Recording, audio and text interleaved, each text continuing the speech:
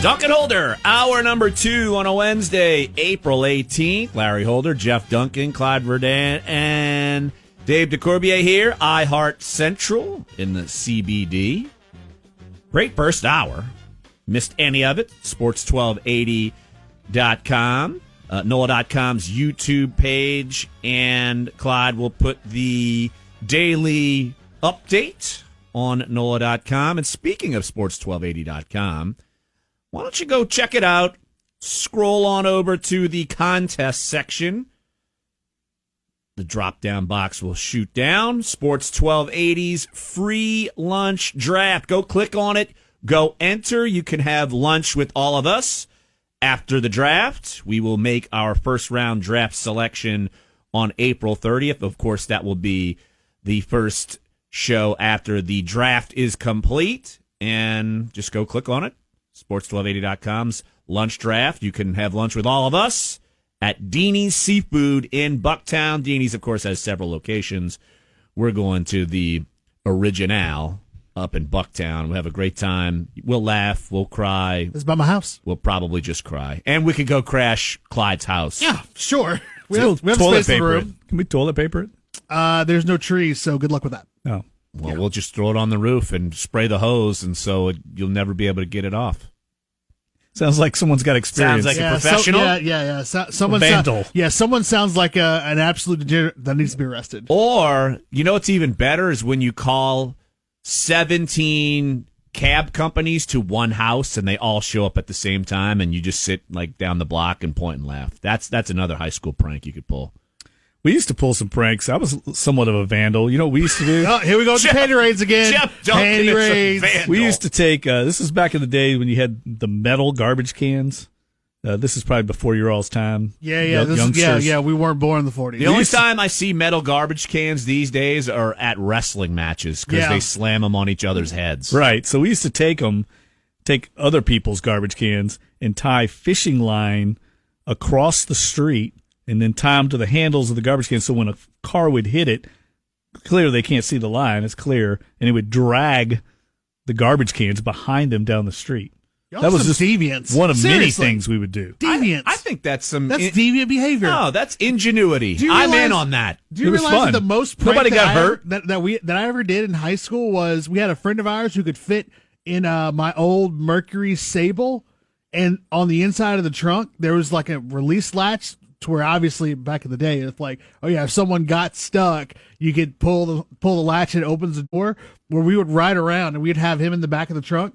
And then we would stop we would drive around until we got someone behind us, stop at the stop sign, and then we give him the signal, and then pop, he opens the trunk, runs out, freaks everybody out. That was the most that we ever did.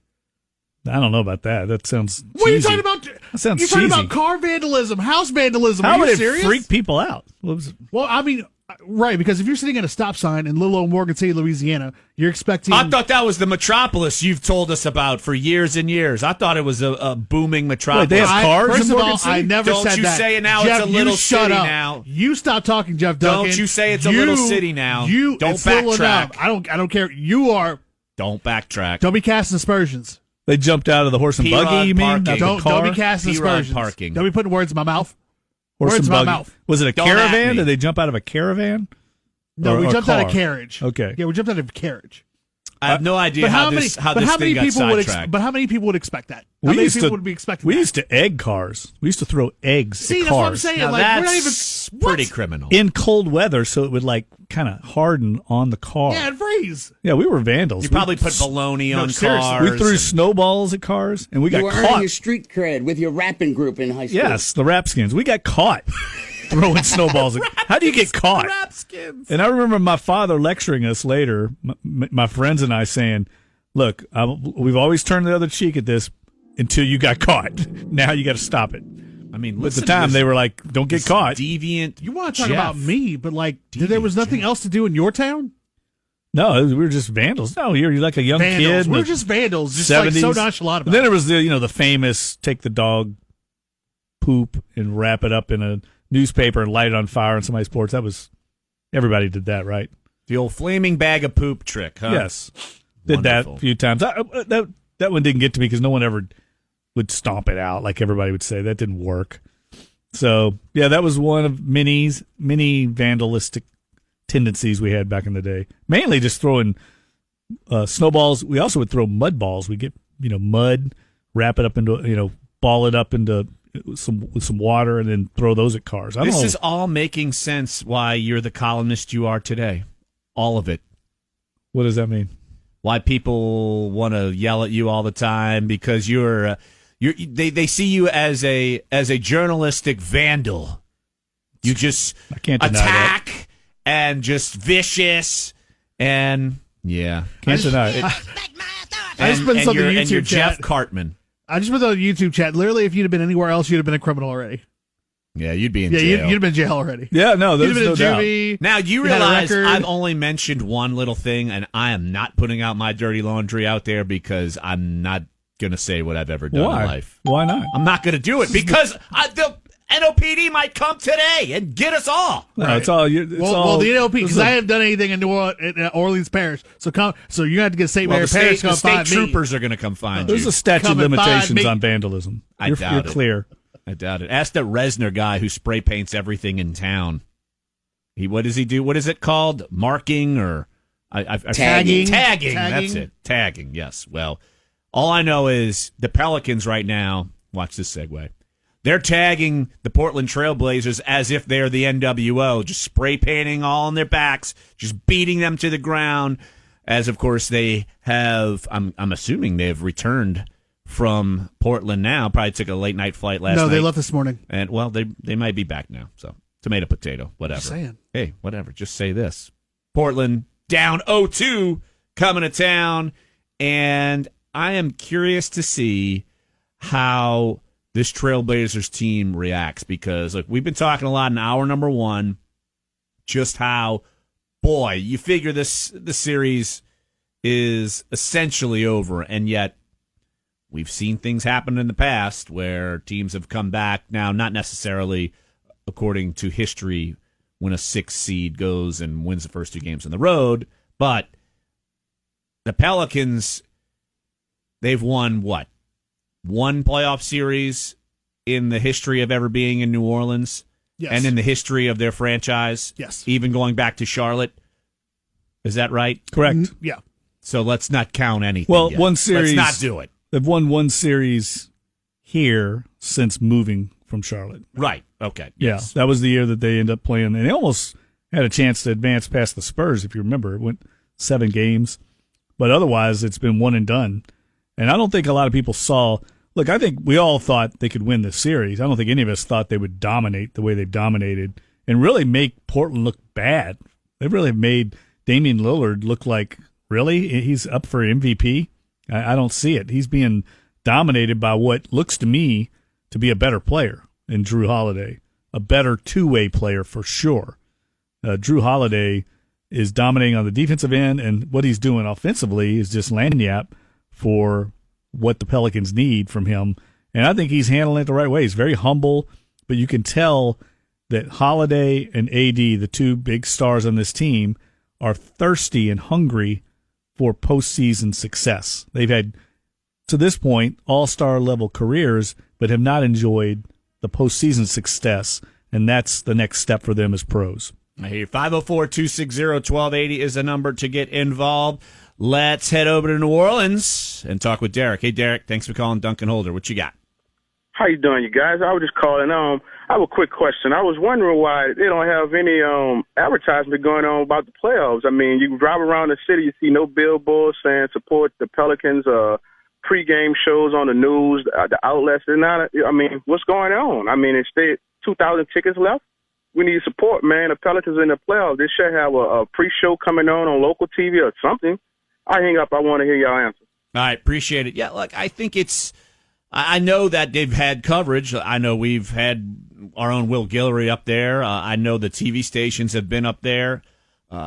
So it's not like that there hasn't been coverage up there. Now, it's one thing to do a full-blown pregame TV show for Game 3 of the first round of the Western Conference playoffs. It's a taxing challenge. It'd be asking, say, the Times-Picayune to put out a special section for Game 3. I mean, that's not. Are you feasible. sure he's not talking about like the banners on the street, like Maybe WrestleMania so. had? Is that what he was talking about? No, I think he's talking about like advertising from the organization. And I know I've heard Mike Stanfield do sit-ins with Sean Kelly on the radio broadcast talking about ticket availability. I've heard that from the organization, but frankly, I don't think they should have to push for tickets.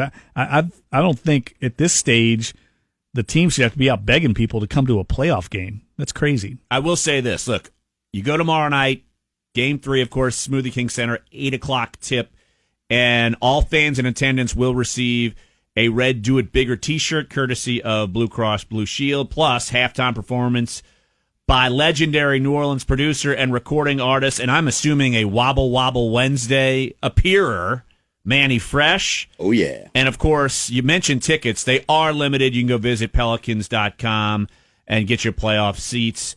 And, look, it's something that I don't think you necessarily need this full-blown, in-your-face thing like Jeff's saying.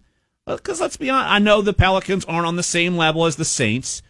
When there's a playoff game, do you need Saints advertising blasted in your face? No. So I do think that people are in tune enough. And if it's not a sellout, technically, maybe I just anticipate that the seats will be packed tomorrow night. The seats will be packed Saturday. I don't think there's any doubt about it. By the time they tip off, now it might not be full at tip off because they're a late arriving crowd historically, but by midway through the first quarter, early second quarter, that place will be packed. I just don't understand.